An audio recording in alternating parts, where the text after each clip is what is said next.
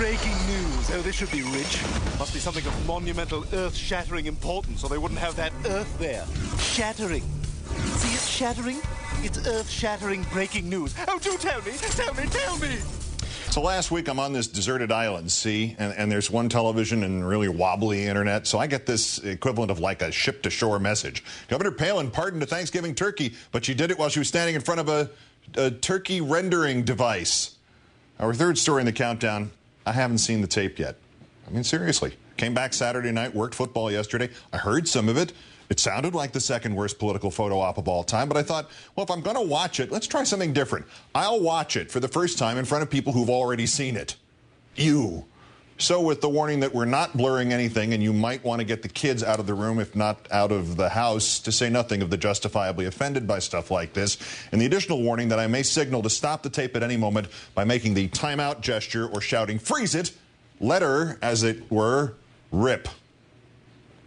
We're ready. All right, Governor Palin, I just asked you a couple of questions. Sure. Being on the campaign trail, how has it changed you now? I don't think it's changed me at all. I have the same values and convictions and positions and policies. Just a greater appreciation, I think, for what other candidates go through. You know, it's pretty brutal, the time consumption there and the energy that has to be spent in order to get out and about with a message on a national level. Great appreciation for other candidates who have gone through this, but also just a great appreciation for this great country. There's so many good Americans. Did she say brutal? Okay, play it.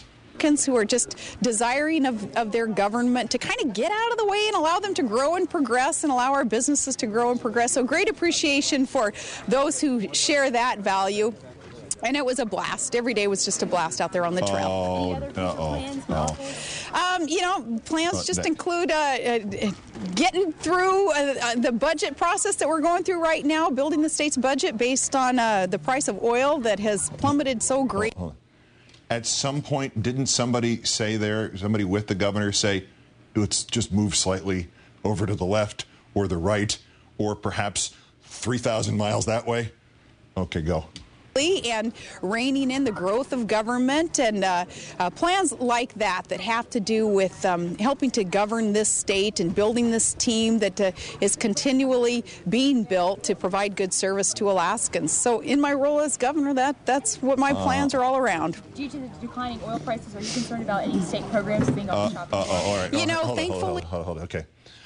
I'm thinking this is the right moment to mention this episode 30 years ago from the sitcom WKRP in Cincinnati, which the radio station wants to give away turkeys as a Thanksgiving promotion, and they decide to drop them from a helicopter, and they plummet. You've seen this one? Play this. Mr. Colley, we know what the Humane Society stands for. The National Guard? No, sir, the National Guard. I don't think it's that serious. Well, Mr. Colley, a lot of turkeys don't make it through Thanksgiving.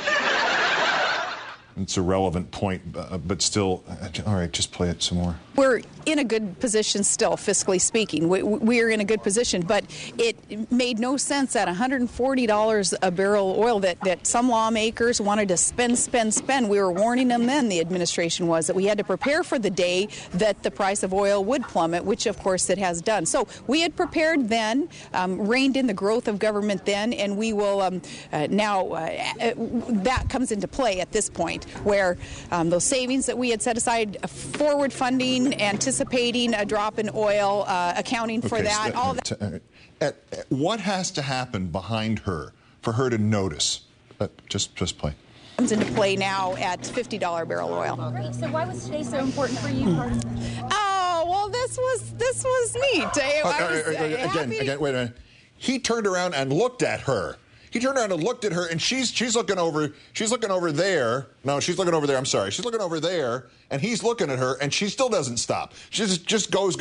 All right, play the tape again. To be invited to participate in this, and you know, for one, you need a little bit of levity in this job, especially with so much that has gone on in the last couple of months that has been so political, obviously. That is.